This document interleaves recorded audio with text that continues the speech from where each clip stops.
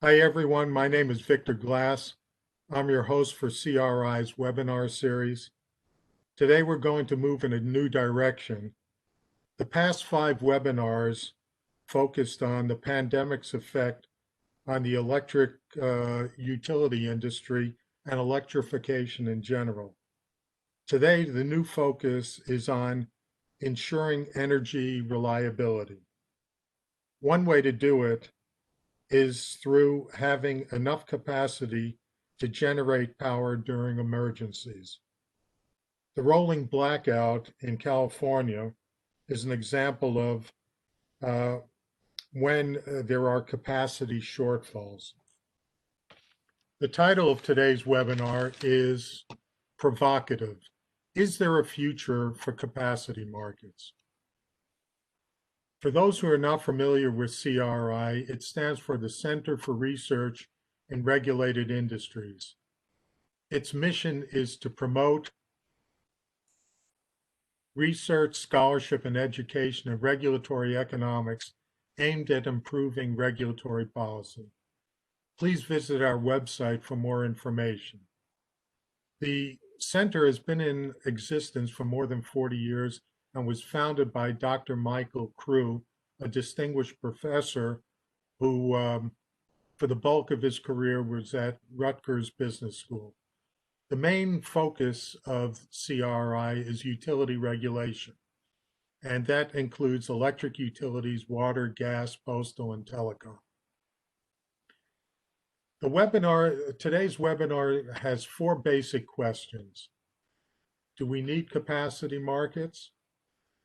And we've asked the panelists to please address the reason for their creation, just as a historical anchor, explain the missing money problem, and explain the ERCOT approach to providing adequate capacity and why it's not better than the capacity markets we're going to discuss today. The second basic question is, how would you evaluate the current performance of capacity markets? And we've asked the panelists to please include identifying the appropriate measures of performance. The third basic question is, what are the biggest challenges currently facing capacity markets?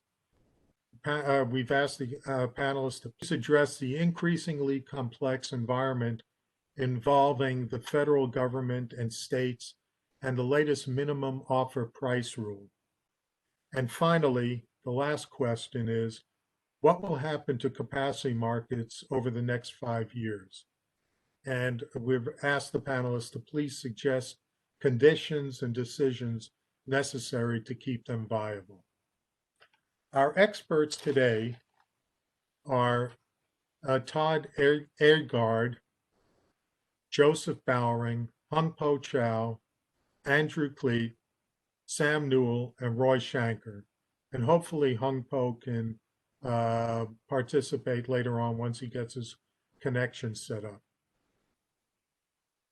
Let me just give you a thumbnail bio of each of the participants to show you that they have the background to tackle these complex problems.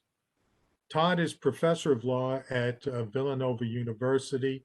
He joined Villanova Law in 2008 and served as its vice dean from 2015 to 2019. His scholarship focuses on environmental law, energy law, and administrative law, and he's written many articles in each category. Professor Aagaard received his BA with honors from Pomona College, his MS from the University of Michigan School of Natural Resources and the Environment, and his JD magna cum laude from the University of Michigan Law School.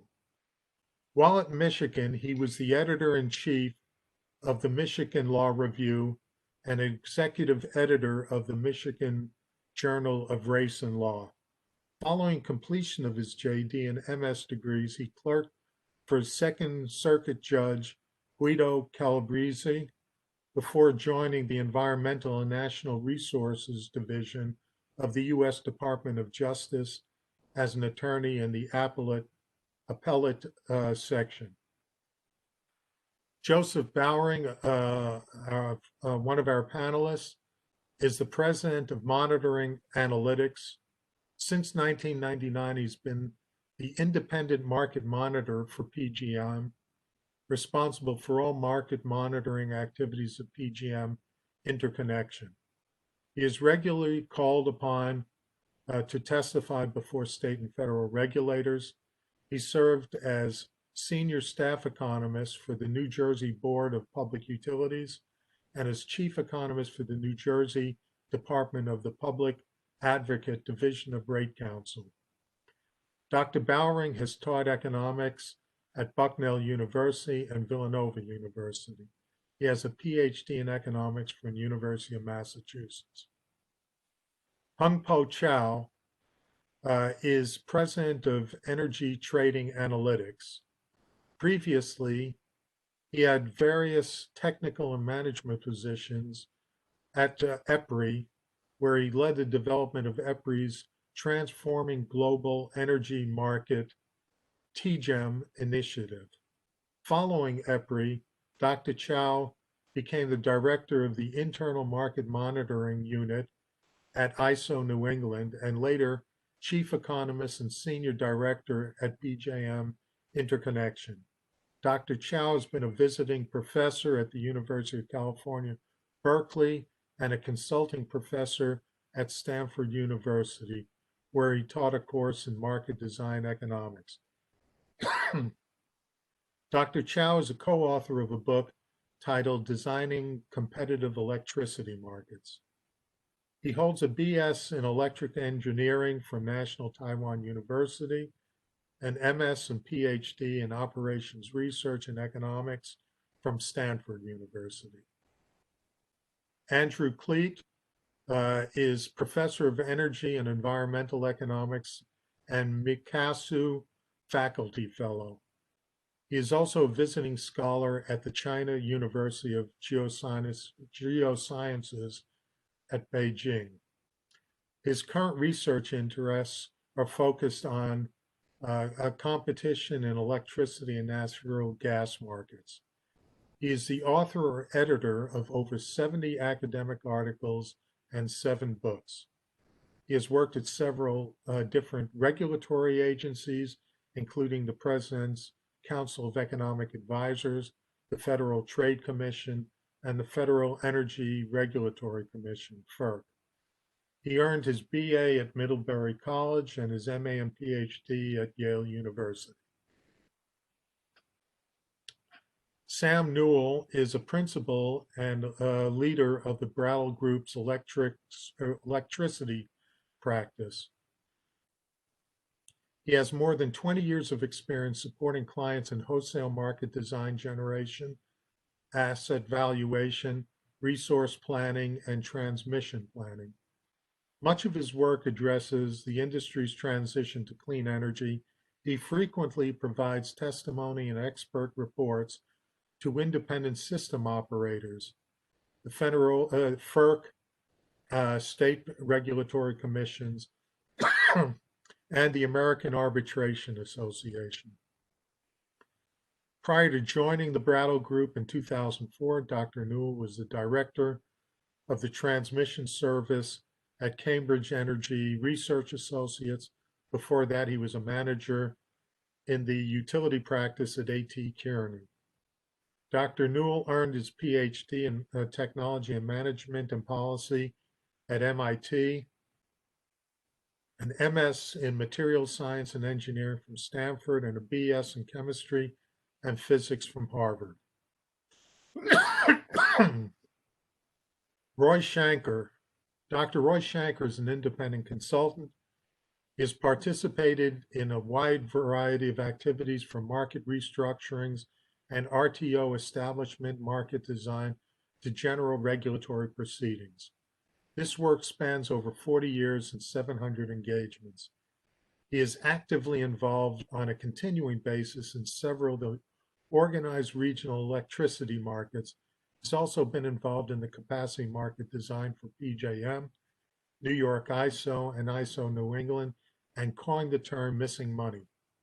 Dr. Shanker has also served as both a testifying and consulting expert in a number of cases before FERC and is frequent participant in the Commission's technical discussions, including several related to capacity market design.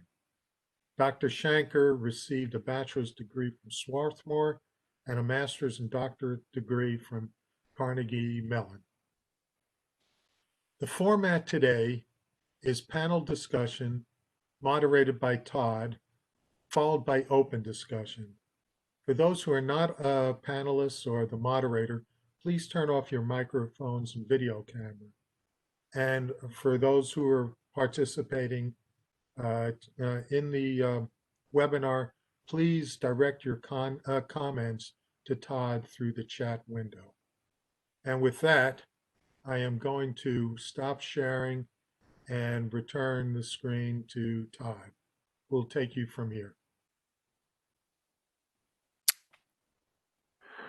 Great, thanks so much, Vic. It's great to see everybody and get started as possible. So the first question, as Vic displayed, was why do we need capacity markets? Do we need them? If so, why? And I think Roy is going to start us off. In answering the question, there's two sort of basic building blocks. First, in general, when we talk about reliability in this context, we differentiate between adequacy and security. Adequacy is sort of the planning concept of this, is do we have enough resources to meet a measure, probabilistic measure of loss of load expectation, and it is more abstract in terms of the operating profile of the system. Security, we're really talking about, and these are for NERC definitions.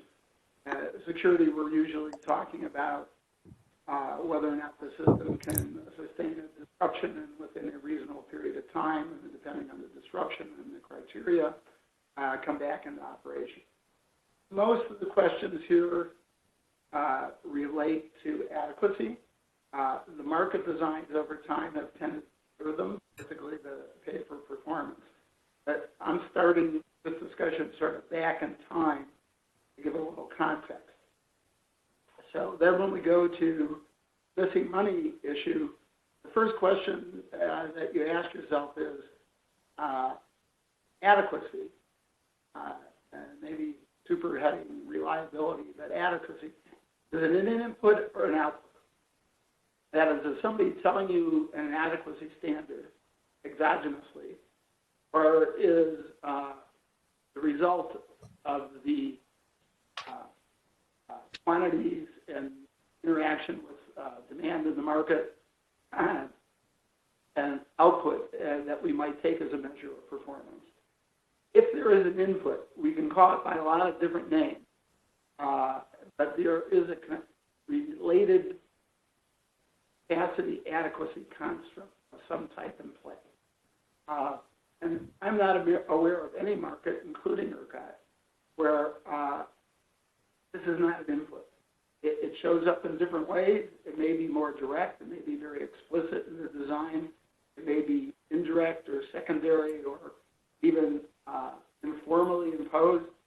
But that always is a characteristic we see. So now if you take it as an input, which is the general world that we're looking at, and we're all familiar with the general advisory concept from NERC of one incident, 1 day in 10 years.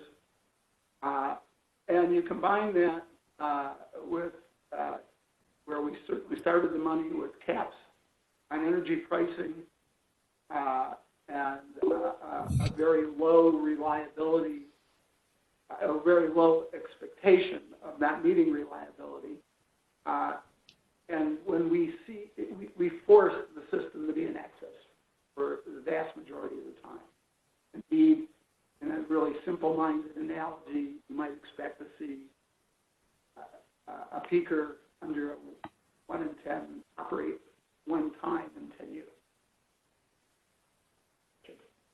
And if we were using a cost-based market, and we didn't have some of the adjustments we've had over time about scarcity pricing, we would expect that to be the marginal unit, and it would have no operating.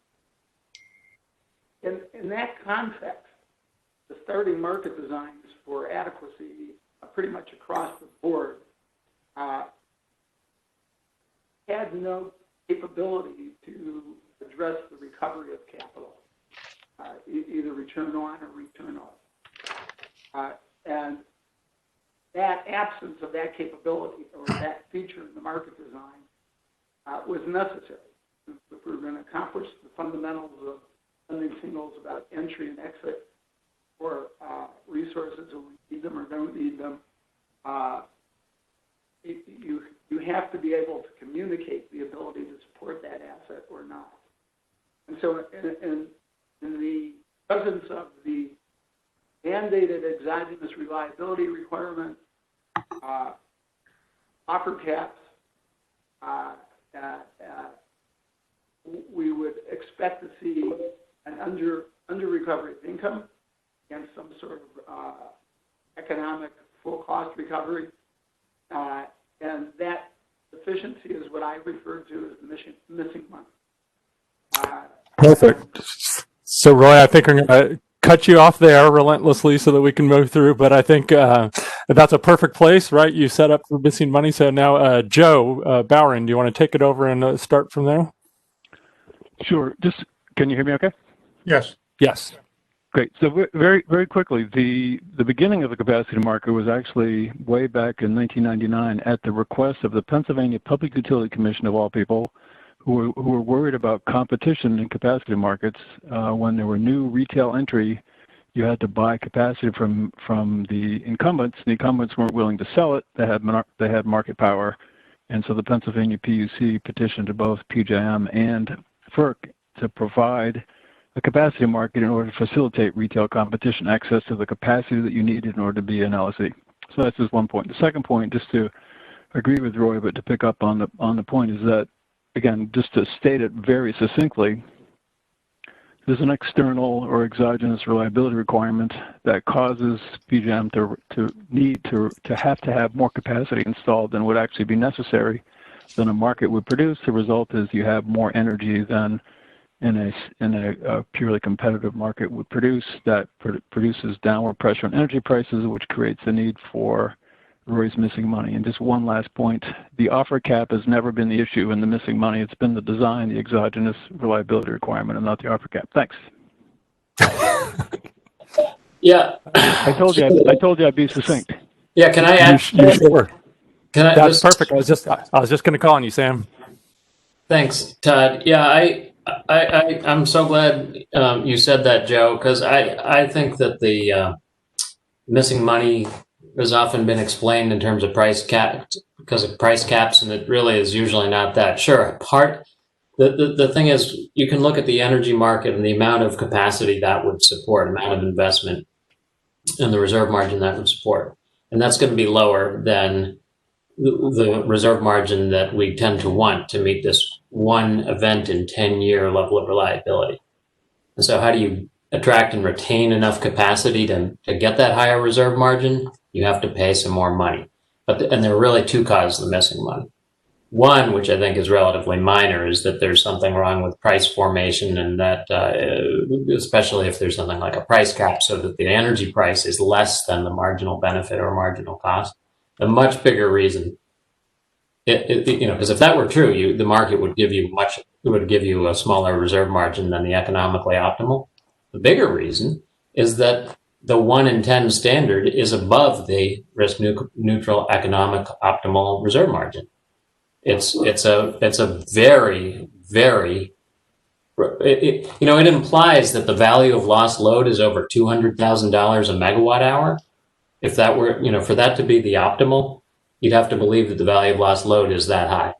Now, what we have in those markets, as Roy briefly alluded to, is we have reserve markets or ancillary markets, something that Bill Hogan has called the operating reserve demand curve, which basically serves to supply peak producers with money even when they're not producing. And so we can have markets that have something besides capacity markets. And in the other markets, capacity markets exist along with reserve markets. So you don't need them. And as if you look at the theory behind capacity markets, they always assume away energy, ancillary markets. They always assume an energy-only market. But as Roy has pointed out, there is no such thing as an energy-only market. Now, the previous speakers have talked about how we need capacity markets to reach this reliability standard. But this reliability standard, as Sam pointing out, is really unreasonable. The value of lost load is not $200,000 per megawatt hour. Now, what it is hard to know. Is it $9,000? Is it $30,000? That's a really tricky question. But this exogenous standard, okay, which comes from outside and which everyone accepts, is clearly inappropriate. All right, great. Anybody need any quick rebuttals, or are we ready to move on to the next question? Todd, just Sorry, can I? keep in mind to store up the chat questions. Yep. Sam. Yeah, thank you. I just want to respond to Andy, actually build on what you said, Andy.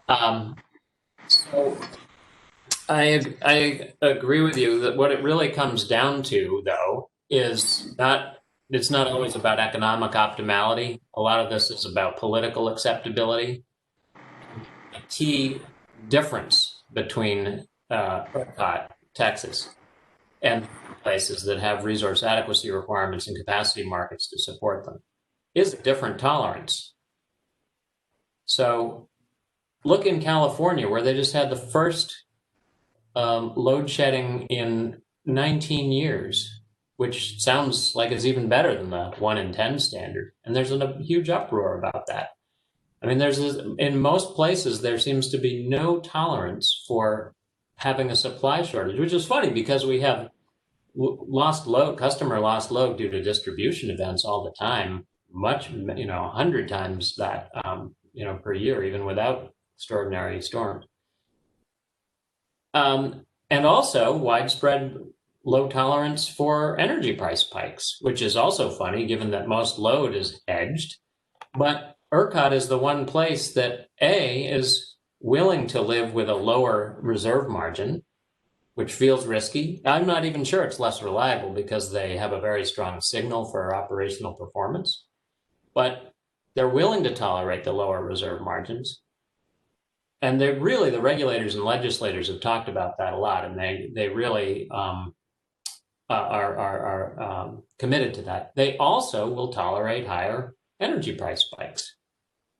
So I think other jurisdictions that we can tell them, well, we think the reserve margin is too high, but we really have to keep in mind the tolerance of the legislators and regulators.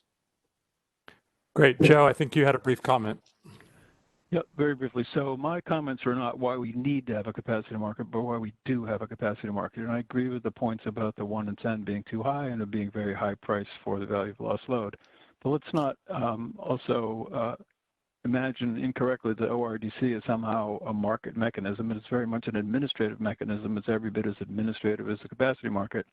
Someone decides where that ORDC curve sits, and it's a function of, as Roy put out, inputs on adequacy. And one other point about ERCOT, which frequently goes unmentioned, is that ERCOT does pay DR capacity market type prices. Thanks.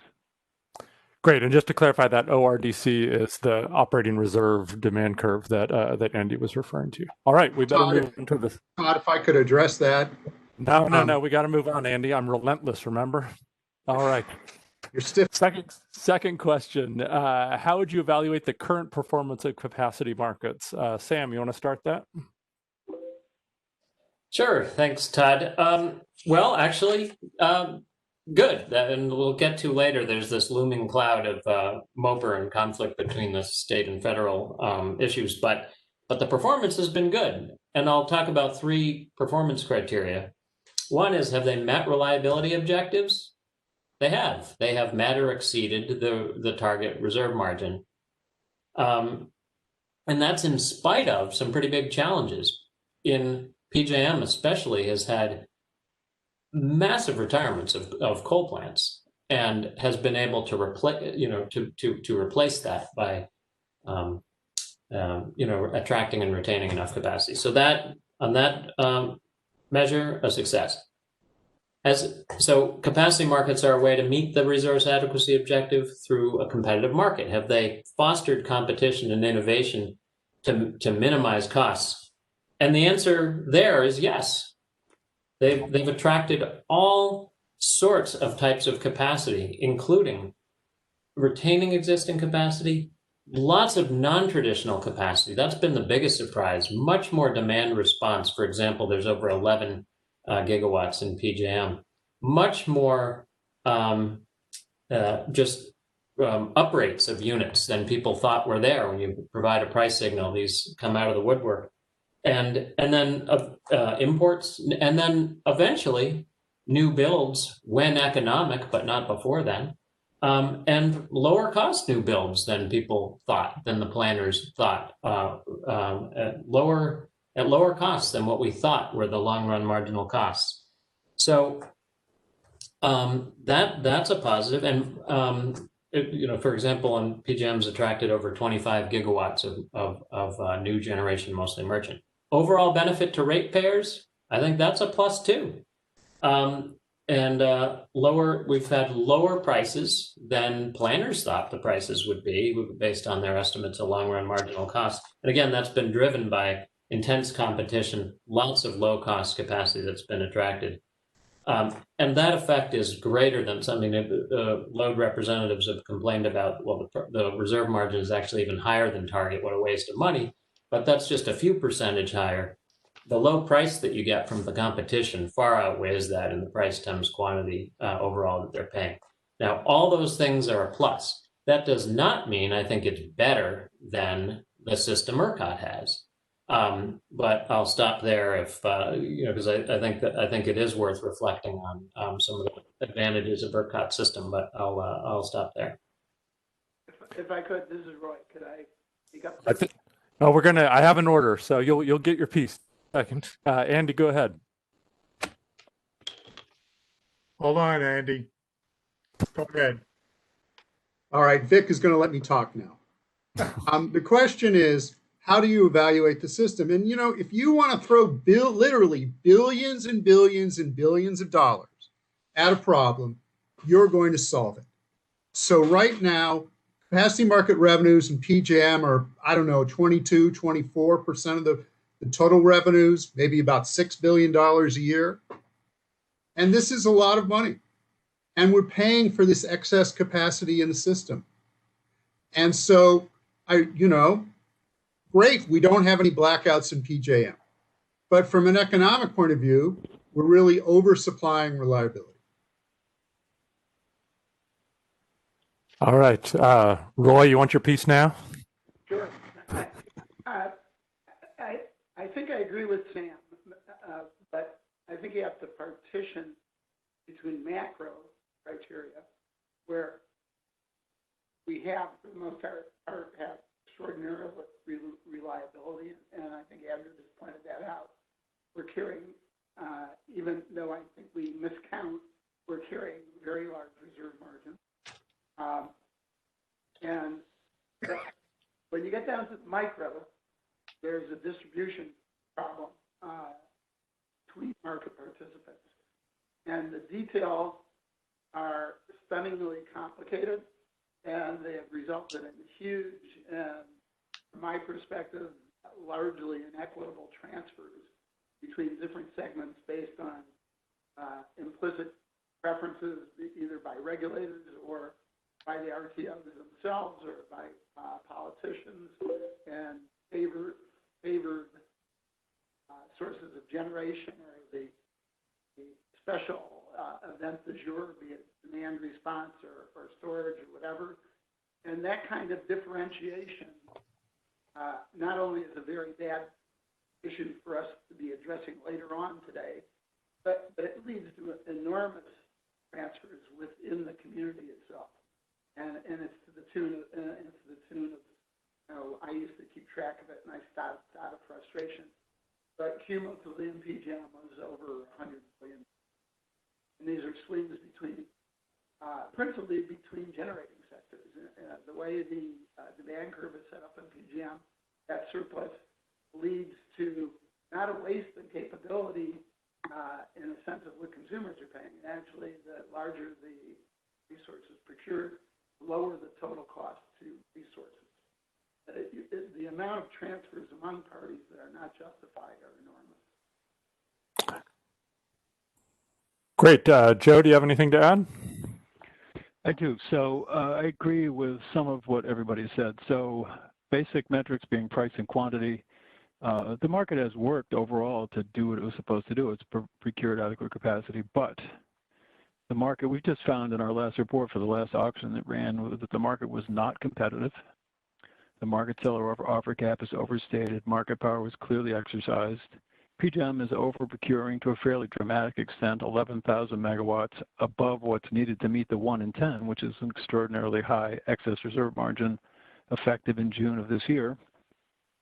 The market did manage the coal to gas transition well, but there are a number of areas where, as Andy Kleit said, where they're simply overspending. The over-forecasting resulted in billions of dollars of payments by customers that should not have been made. PGM then turns around and sells that back at super low prices. I regard, contrary to what Sam said, as the role of DR as a negative. It's tended to suppress the price. It's not truly a homogeneous product. It's not a competitor with or a substitute for generation. Imports have been in excess of competitive levels. So it has worked, but it has been overkill. Prices have been too high, quantities have been too high, and it needs to be fixed before we cause further harm to the markets. Thanks. So is there general agreement among the panelists that sort of, to frame it the way that Sam set it up, of like it's the strengths of the market have been in meeting the reliability requirements, and maybe some of the weaknesses have been in the cost and whether we're sort of over procuring and whether that those reliability requirements are maybe excessive? Is that sort of the sense that I'm getting that all of you might agree on? I would agree. I would agree with one caveat that the product definition needs clarification. That is, we're not buying a homogeneous product, and that's the role of DR. But yes, otherwise, thanks. Great. All right, and I think that leads right into the next question of what are the biggest challenges that are currently facing capacity markets. So let me see. Sam, you want to start with that one? Yeah, sure. Well, the biggest one is MOPR, and followed by the ongoing need for refinements to better define the product and resource accreditation in a world where we have more diverse resources and the fleet is changing. So it's really MOPR and a number of refinements so that we actually are getting a unit of reliability per dollar that we spend, no matter what resource we spend it on. So with MOPR, can I talk about that for a minute? Because that's... Yeah, I think we have some experts on board, but we also have some people that probably don't know much about MOPR. So if you want to briefly introduce that and then explain why you think it's a problem. Okay. So the minimum offer price rule was originally developed, and it was needed to deter entry of non-economic capacity that might be deliberately added to suppress the price by either entities that had a lot of load or states on behalf of their constituents that had a short position in the market. So even if you pay for an uneconomic plant, you might be able to recoup that cost by lowering the price enough on the rest of people's purchases. And that, when there were some alleged attempts to do that, it was very important to counter that, to say, no, you can't, for these subsidized units, you cannot enter the market, offer in at a low price, flood the market, crash the price. Who's going to ever invest in a market where that is allowed? And so it became necessary to say, okay, if you're subsidized like that, you have to have your offer raised to the level that you might offer if you were competitive and didn't have that subsidy. That was really important. Unfortunately, the MOPR has been repurposed from those kinds of, away from just preventing and mitigating the effects of those schemes. It's been repurposed to prevent state policy supported resources, the vast majority of which is to meet carbon externalities of clean energy policies, to try to prevent them from affecting the capacity price. And, you know, I think that is economically problematic.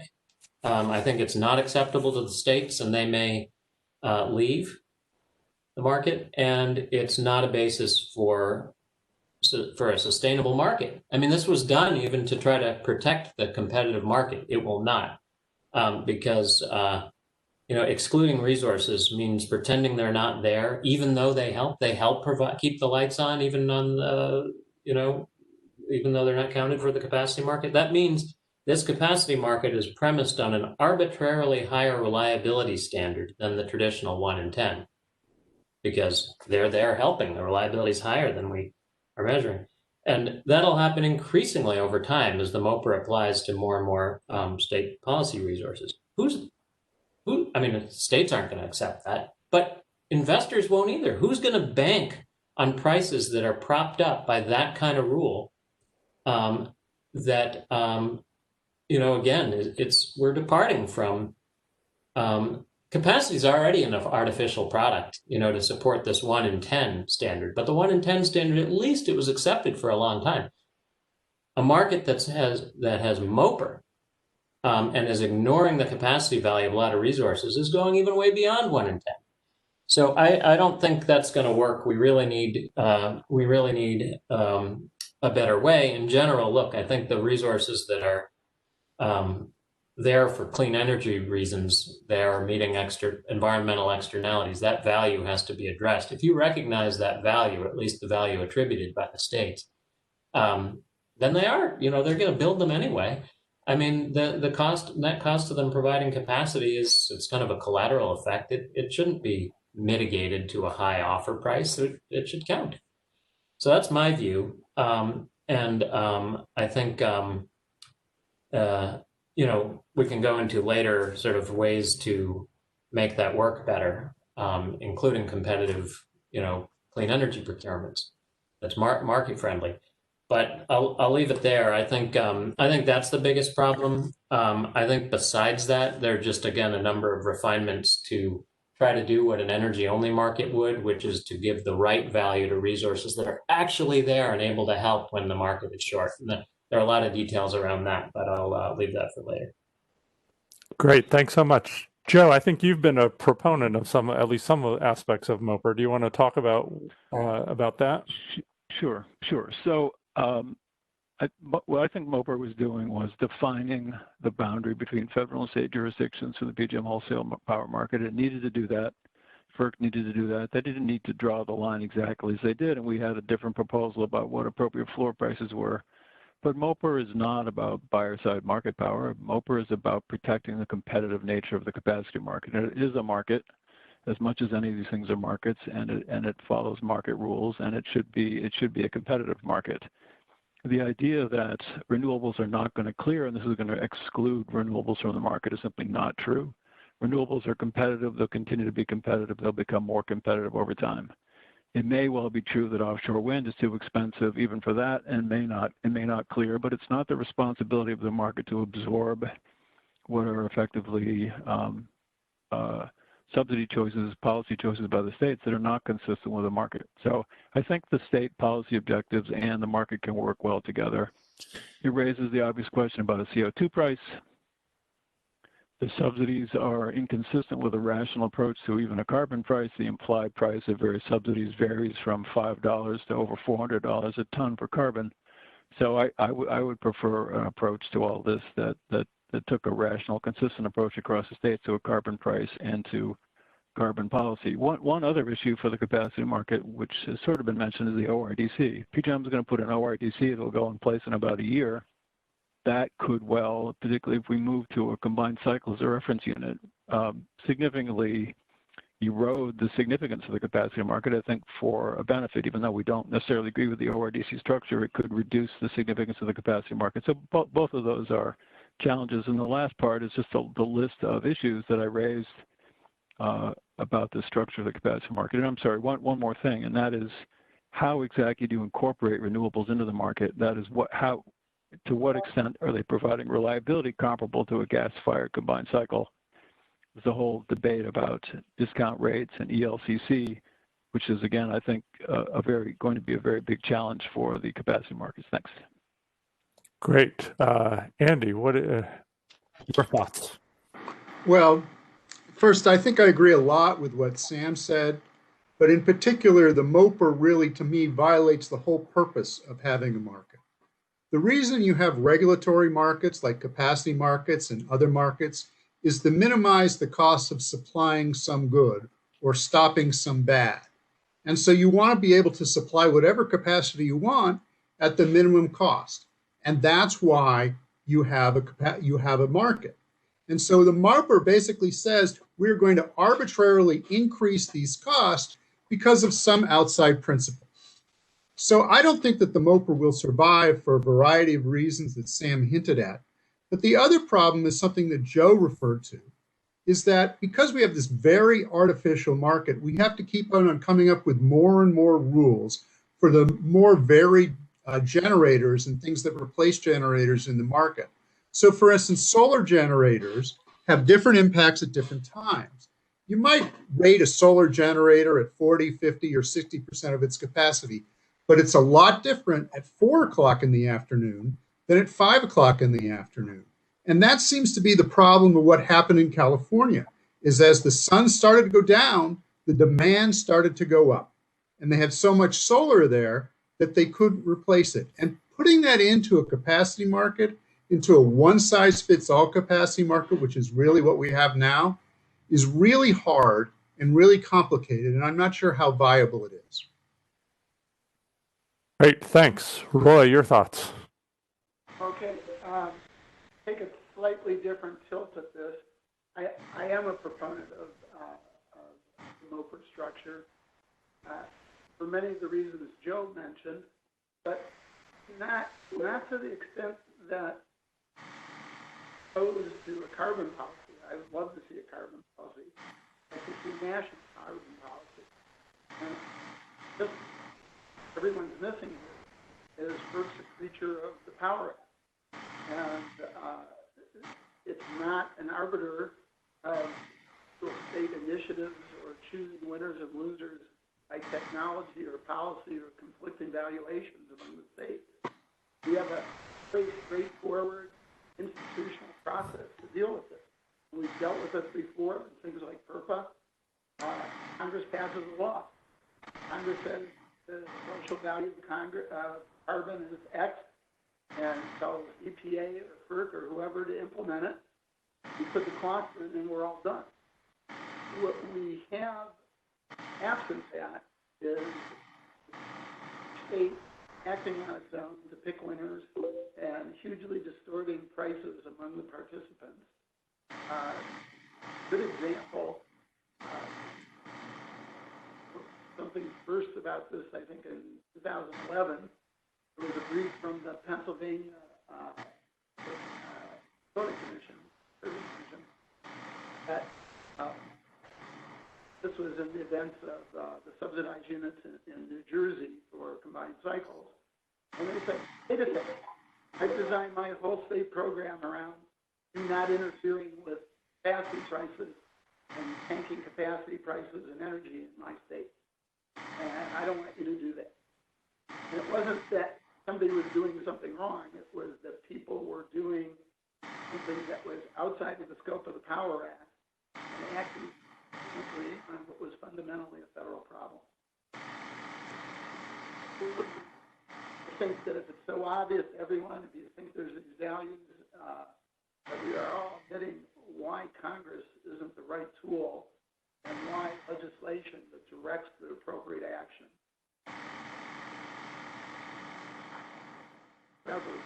isn't going to do it, as opposed to making a policy instrument out of a 5 commissioners would put their hat for their roles as environmental policy. Great. Thanks, Roy. Andy, I think your background noise is interfering, so if you could mute yourself until.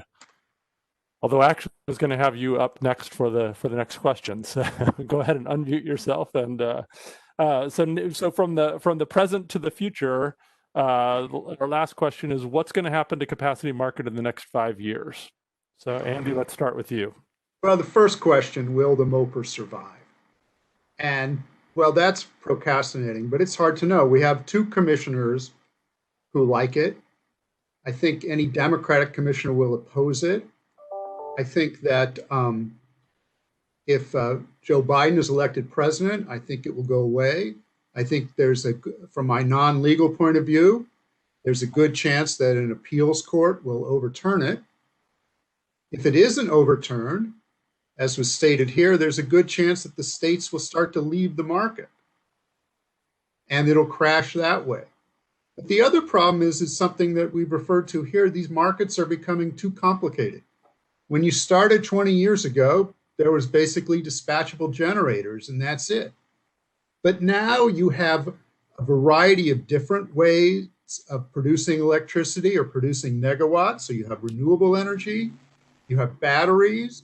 If you've ever seen how do batteries fit into a capacity market, it's very complicated. You have demand response. You have all these other substitutes going in. And the system, I think, it will move towards breaking down because to take account of all these things is just too complicated.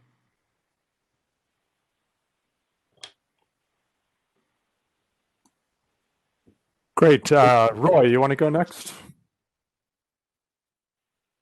Oh, you're muted. I agree completely with the notion we've become too complicated. And part of that is a lot of the building blocks for clearing market, even in an administratively served clearing market, were homogeneous products. And that's clearly not the case. We have people seriously working on trying to make them comparable. ELCC concepts, and I won't go into my objections or problems with that, but they're wonderful for cost of service markets. They're horrible cost of service environments. They're horrible for markets. The ability to deal with the huge diversity of technical assets, storage, intermittence, the way we choose to do them has allowed things to become very comparable, and it raises the administrative and technical overhead of trying to overcome that problem enormously.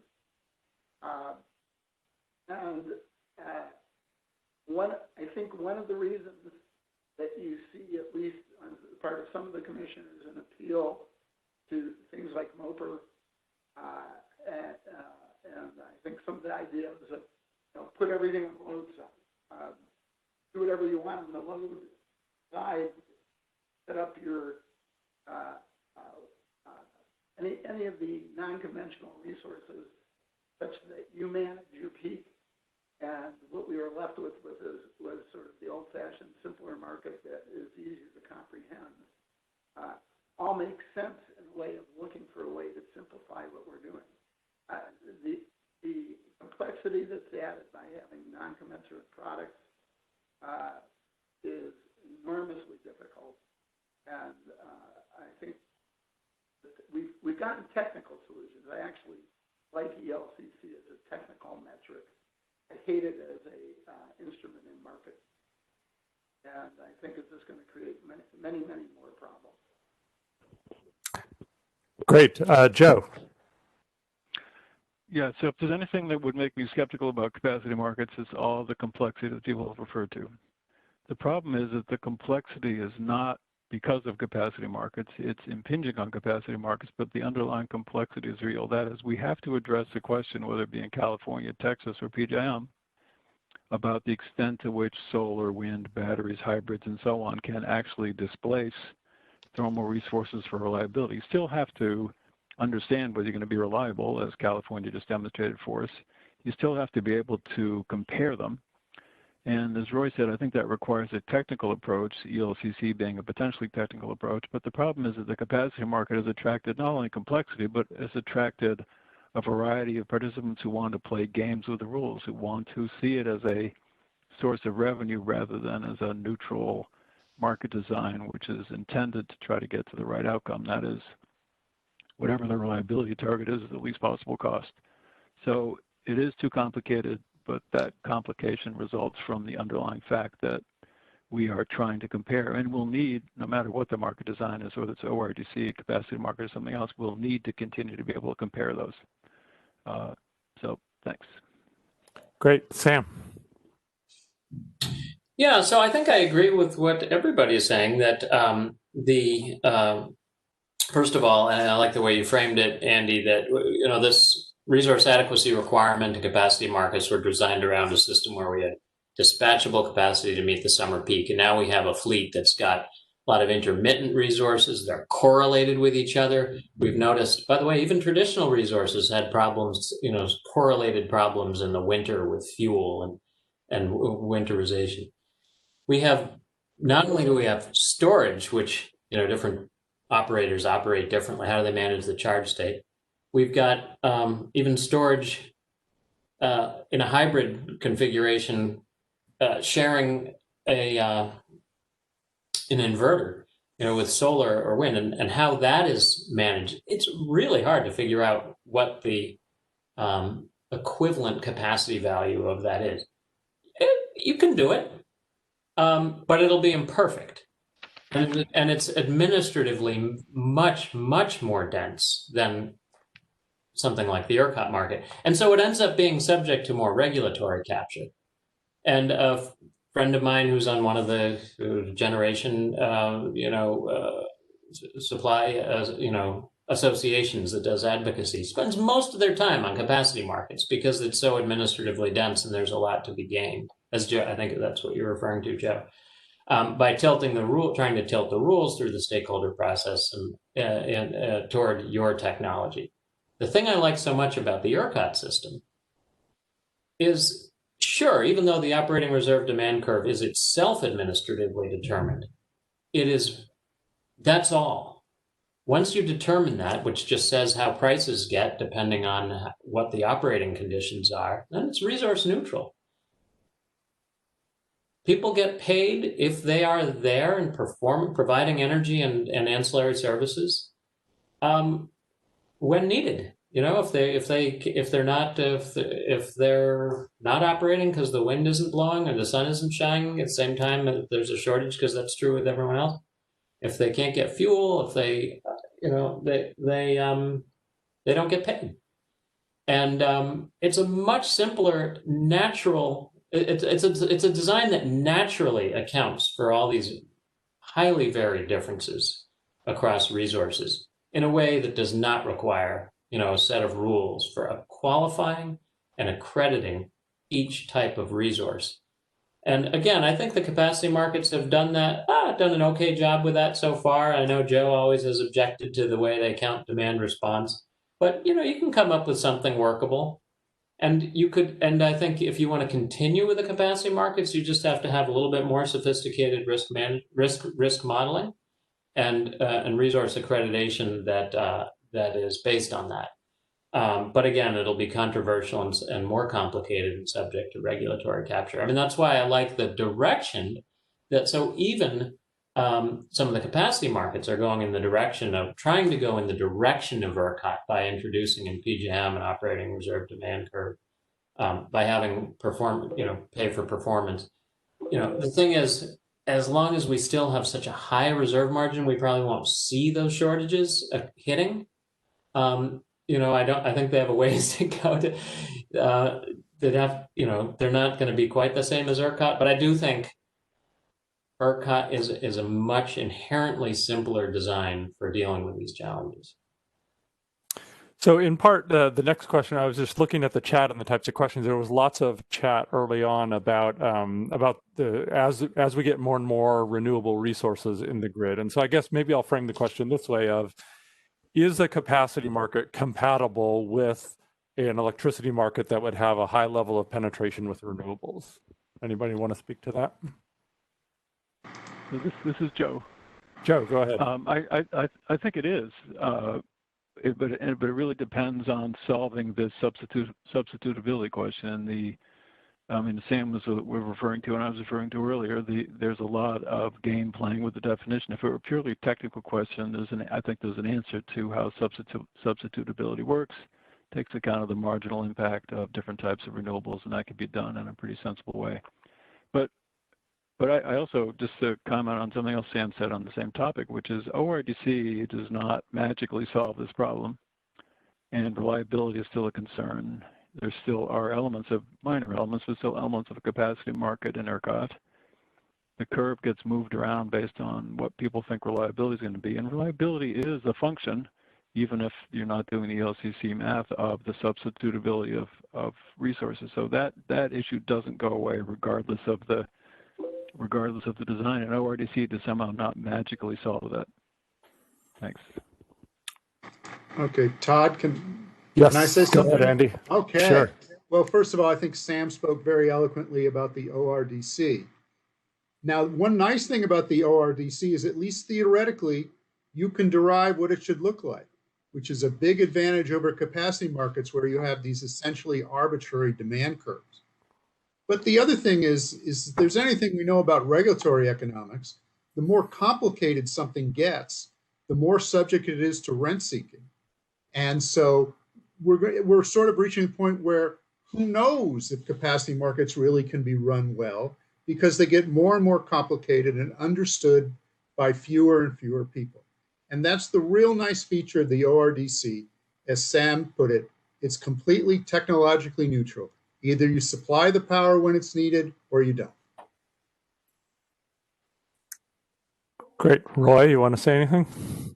Well, we broached two areas, but in terms of intermittence, all of these things, I think I agree with Sam that we can solve almost any of the issues brought before us. Having a higher and higher penetration of intermittence may mean we have more curtailment. It may mean we need efficient. May mean we need more storage or ramping capability in ways that people aren't anticipating. You can do it. The problem I have whenever I hear this is that implicit is when we're all done, there's some sort of commensurability. And that we can move. The first part of what I said is a no-brainer in the sense that we have the technical capabilities. We have a lot of smart people. They work on the problems all the time. And in a cost of service world where whatever decision you make, good or bad, doesn't affect marginally the value or the recovery, entry or exit decision of other resources, you can address that problem as a technical problem and move ahead. The moment you get these very material, non-commensurate resources, and you have to jump through hoops, which some of them I strongly disagree with, you have to jump through hoops to attempt to make them commensurate. You start to buckle the market mechanisms that we're trying to use to send signals for entry. So you have to distinguish between, can we work it? Can we make an electric system work this way with all these changing technologies? And that's not a challenge. Mechanisms in place is, I think, very difficult to do. And particularly when we superimpose not just soft, hard targets of commensurability, but soft ones that differentiate by arbitrary things like state services.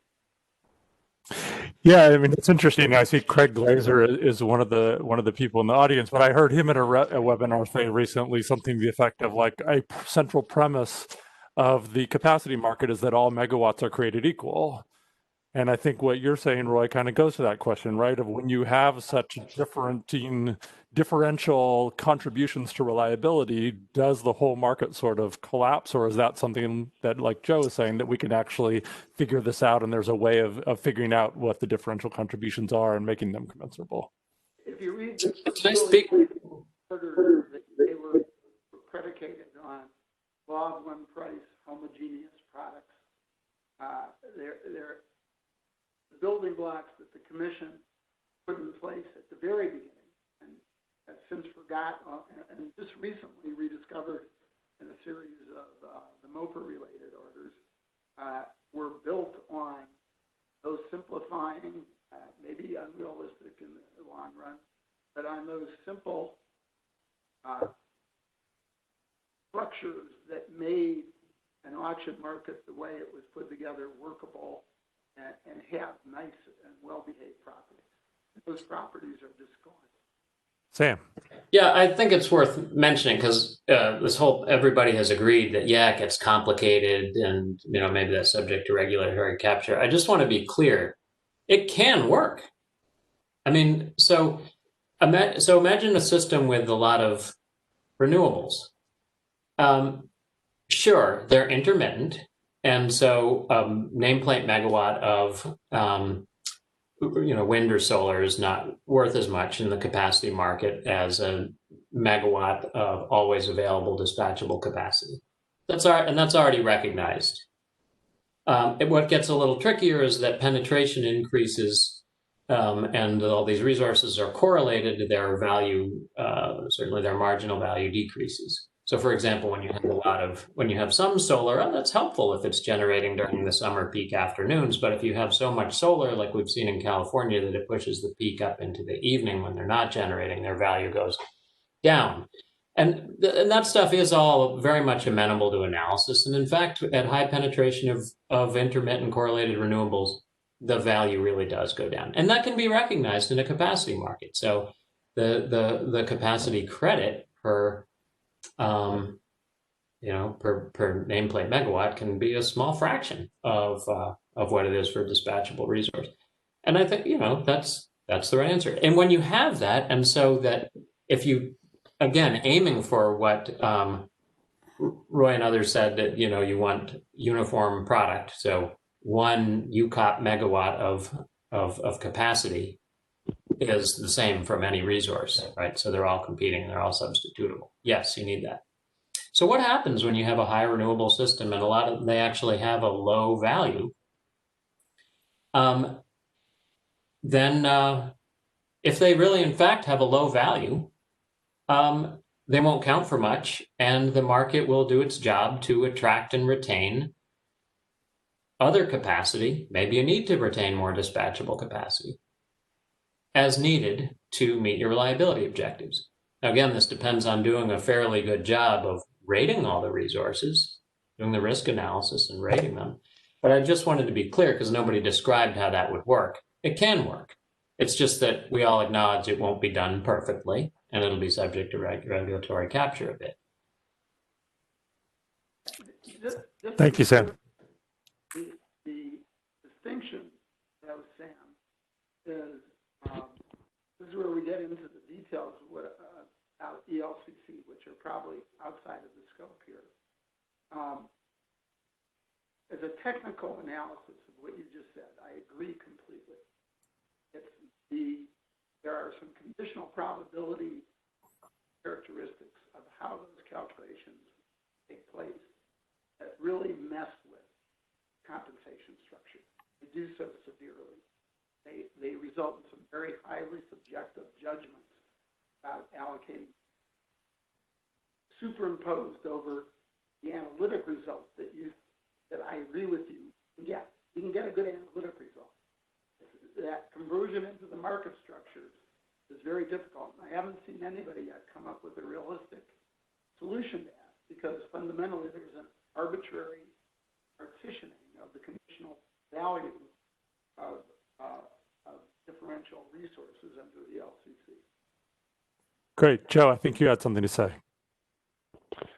Yep. So in my dream world, the demand side is on the demand side. It's much more flexible, much more active, and much more effective than it is now. It's actually responding to price, and the PJM forecast reflect it in real time, so that if you don't use power when capacity is needed by others, you don't pay for capacity. You get an immediate signal back, and PJM does not continue to over forecast. So DR is incredibly effective, and forecasts reflect that, and PJM is no longer over procuring. Secondly, you have carbon pricing, which raises the energy price and changes the mix between energy and capacity. And lastly, related to ORDC, you have good scarcity pricing, not necessarily PJM's design for ORDC, but good scarcity pricing. And finally, you use the correct reference resource in the capacity market, which is a combined cycle rather than a CT. The result is to make energy prices much more significant. At times, capacity market prices could be even zero. But it lowers RPM prices, it shifts the mix between energy and capacity, and in doing so, it also makes capture of RPM and capture of those revenues less enticing and reduces the incentive for the regulatory capture and the game playing that we've seen. Thanks. So are we saying that the future of capacity markets is in large part going to depend on how well other markets improve, and that in a good world, I won't even say perfect world, those other reforms kind of make capacity markets wither a bit? Yes, I think so. Everybody agree with that? I see Sam. I think that's a nod. Yeah, sorry, nods don't work that well in WebEx, but yes. Yeah, I mean, that was. Almost yes, but not quite. First, the reality is, in your horizon of 5 years, we're going to be litigating the things we're talking about right now. And I mean, the series of FERC decisions that came out in February dealt with 4 New York cases that were all Oprah-like cases, not exactly, but for our purposes, we'll call them Oprah-like. They date back to 2013. Okay, and we're still seeing there was a July order this year on one of those, and I think New York submitted last week a compliance filing on an exception that's going to take place. And I don't think we should also excuse Congress and federal government from doing some very fundamental simplifying things, particularly in carbon policy. Right? A lot, we've been talking about a bunch of different things here, some of which are overlap on technical areas, but a world in which we had a uniform federal carbon price would be a huge step towards getting rid of a lot of the noise. And you still have problems, that's not going to go away. But the fact that this problem keeps getting out of federal government, states, and to FERC creates both legal and administrative and equitable problems and jurisdictional ones. Todd, if I could add to what Roy said. Sure. I think that Sam and to some extent Joe might be suffering from what we used to call the nirvana fallacy. The idea that if we just do regulation right, everything will be fine. But in fact, we know that that's not the case, that regulations are made by regulators who are human beings, that the ISOs really are under a lot of governance stress in how they run, and that FERC, well, I don't know if people in the audience have ever read a FERC decision, but it's very complicated. It's very hard to understand. I really don't think that the commissioners, unless they really are superhuman, understand all the nuances that's being implied. And this goes to court forever. And I think that this is a mess. I think it's going to be a bigger mess. And you can just get rid of it all and go to the Texas system. All right, so maybe so that's the ORDC. So that's ORDC fallacy instead of nirvana fallacy. It's still a fallacy. We all have our fallacies, right? So maybe one question to sort of, as we start to get closer to wrapping up, might be one way of framing this might be, if you were advising FERC, what is the one thing that FERC could do now to improve capacity markets or make the world better without capacity market? What's the one thing that FERC could do with regard to capacity markets? Joe, you have any ideas? So just to say something we've said repeatedly, I think MOPR is fine, but they should lower the offer floors to the net avoidable costs. I know it sounds overly technical, but the net avoidable costs, so that there is no risk of excluding competitive renewable resources from the market. That's my one. If I only have one thing, that's what I would do. All right, Andy. Well, of course, assuming that we just can't get rid of capacity markets. But I think that if you want capacity markets to continue, you need to get rid of the MOPR as soon as possible. All right, Roy. Yeah, I think I'd take just the opposite. I'd like to see the MOPR kept, and I'd like to see work reasonably done to create a more homogeneous set of resources that survive a market technical standard. And that nobody's working on it. Everybody solves a technical problem and jams it into a market solution, right? And it has some fairly huge multi-billion-dollar transfer properties, at least in the PJM design. And so if there was two things that people could solve, those would be what I would like to do. I see how we get away some of the fundamental building blocks by just keep making one exception after another. On July 17th, in the New York order, there are sent by Commissioner Glick, which would appeal to some of the audience here, very critical of the MOPR. He wrote it virtually verbatim from what he wrote in February. And there was a concurrence, very short, only one big paragraph, by Commissioner Danley, saying that he was supporting the MOPR, but he said, I warn you about exceptions. Pretty soon we'll sink under exceptions, and part of what was discussed there was an exception. And I think if you just take those two and study them, you see the future of what's going to be happening at FERC. There'll be an overlay of different politics and change of administration, possibly change of chairman, and all of the above. But that fight between those two, the dissent and the concurrence, which are unlike the long, complicated orders we talked about, I think the total will be, both of them is only about 12 pages, is worth everyone reading, just of what I think will be in front of the commission in the fight. Great. Sam, your thoughts?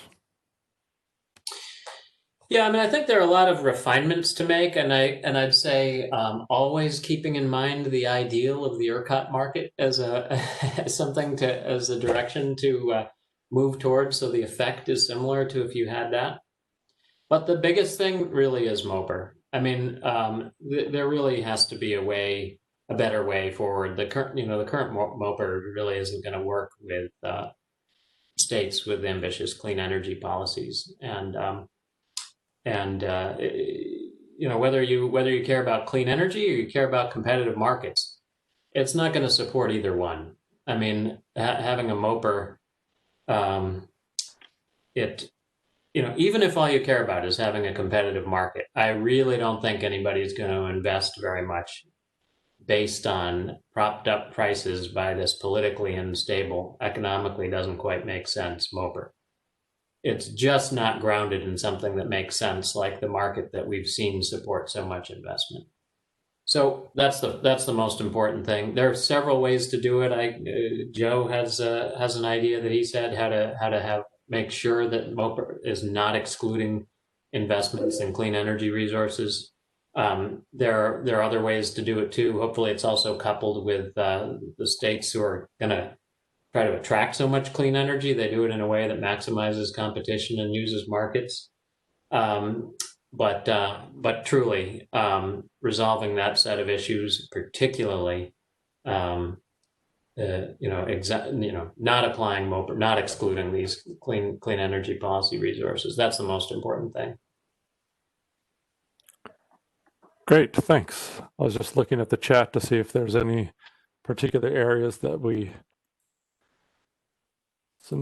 chatting about demand response, which I think we've touched on some. Is there, I guess one question would be, well, Joe, you talked a little bit about that you see demand response, you want to keep that on the load side rather than the supply side. Is demand response a different problem than the renewable resource problem, or is it all sort of part of the same? These are differentiated resources with different contributions to capacity that are hard to value. I think it's actually a different problem the way it's been structured. This is Joe.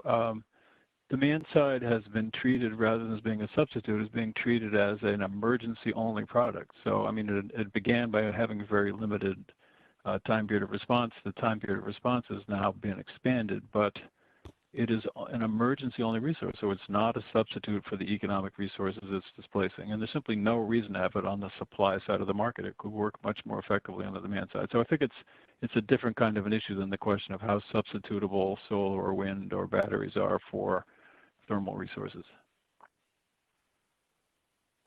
Demand side is a critical resource. It's essential to make the market work. It has not been working in PJM despite the high level of megawatts being sold. They're being sold because they're being overpaid. They're basically doing nothing.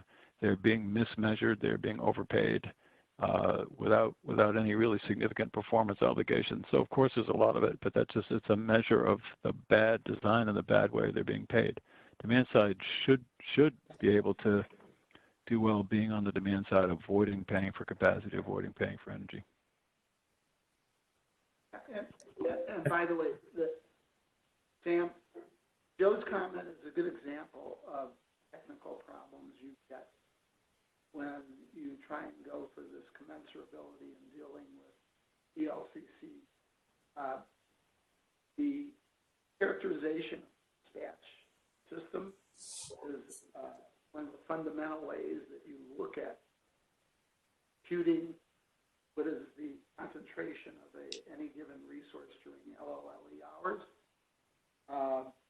And in PJM, because it's an emergency resource, people have been fighting for months about, well, how do we characterize it? Is it economic?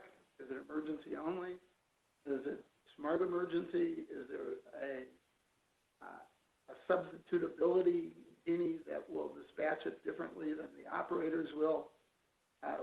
We have all these sorts of things that literally, again, that will be swinging hundreds of millions of dollars a year based on an argument about just what Joe was discussing, which is what is the nature? Why do we have all these resources getting capacity payments and then being reserved for emergency when they literally can hit their individual VOLL or willingness, however we want to characterize it. But we have superimposed rules to make the analytics of coming up with the inputs to carry on the process in the market very, very difficult. I think it's elevated a lot of it. Can I respond to that? Because I just want to provide a little counterpoint. I actually think look, the demand response I do think is one of the successes of the capacity market. Something that you can call in an emergency is, if you really can call on it. I mean, if it doesn't exist or can't perform, then that's another thing. It actually, in tests, it does perform really well, and in the few times it's been called, it does perform well.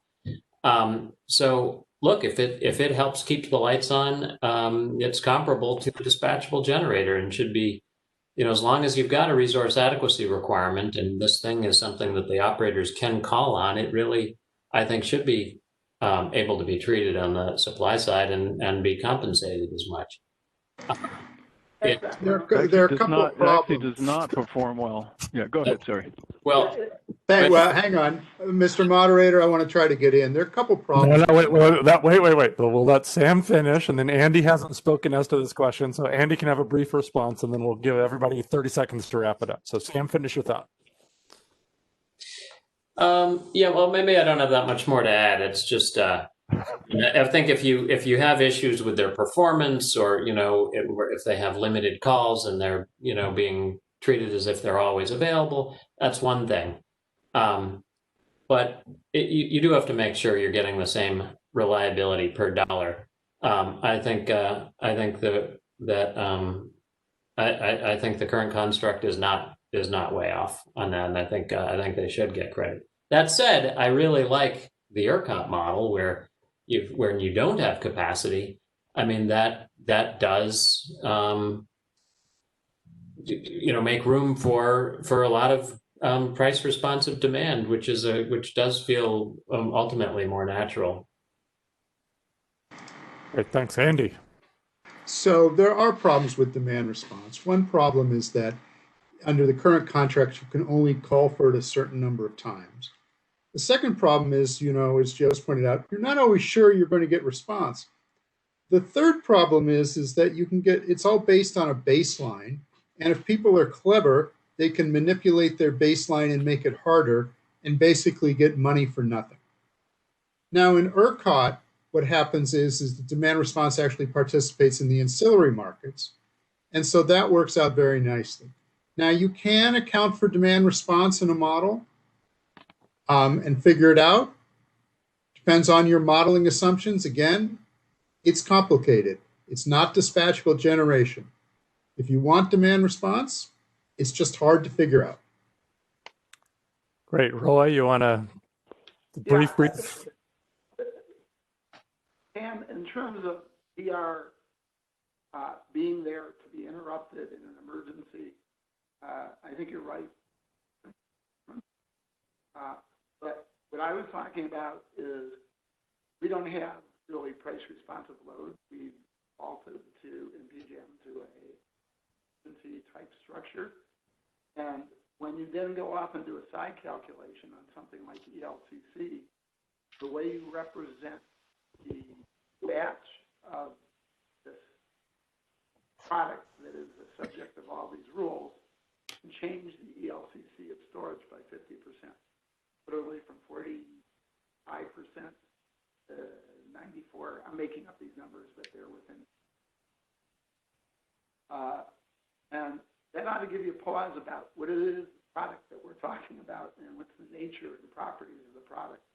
When somebody goes off and does a side calculation, and their characterization, what they think PJM will do in using that product, and literally half the value of the effective load carrying capability of a related or of an independent product, I guess I would say, from the storage. That's what I'm getting at. There's a big gap between feel good about it and we could have it as an effective product, and then when we get to the details of trying to create homogeneity across everything we're doing. Joe, did you have one last thing you wanted to say? Yeah, sure. So DR is an emergency-only resource. It is not an economic resource. It is displacing economic resources. It is not comparable. It should not be in the capacity market. And interestingly, for those who believe in the ORDC model, and by the way, I think it's very attractive. That is the ERCOT model. It's very attractive. I want it to succeed. Maybe it will be a model for us all. Even there is a side payment to DR for capacity. But if you believe in that model, you believe in demand side's ability to respond to prices. Demand side can respond to energy prices and capacity prices and be a very effective participant in the market. That was it. Thanks. Great. Well, thank you so much to all the panelists. I thought this was a really helpful discussion. Vic, is there anything that you want to close us out with? Well, I'd like to thank the panelists and the moderator. As a person who's really schooled in telecom, this has been an eye-opening experience. Some of the issues, I could see some parallels in telecom, but the idea that the the insurance policy is almost arbitrarily set at 10 years, whether that, I don't know if there's been a lot of economic analysis. I'm not from this industry, but that's worth looking at. But the other one that seems to be resonate a lot is that whether you set it at 10 years, 5 years, 20 years, the minute that there's a problem, regulators and people who engage in public interest issues are going to start screaming. And that could be what's going on in California, even though there was this one incident in 19 years. It's the other thing that I took away from it, is that it looks like capacity markets, there's somewhat different differences of opinion that it's opened up the market to new sources of energy. On the other hand, it overpays for capacity. Some of the challenges of my takeaway is that there are a lot of different ways to meet reliability, and one is through a physical capacity, but there could also be demand response, smart grids, reserves, ancillary services, and there may be alternatives to the capacity market that may work more effectively. So anyway, as an outsider, I found it very educational. I'm not sure I really reflected what you said in any great depth because I don't understand the market that well. But in any case, thank you all very much for participating. And this is really a kickoff for me on a whole host of reliability issues that came up in this webinar. So thanks again, everybody.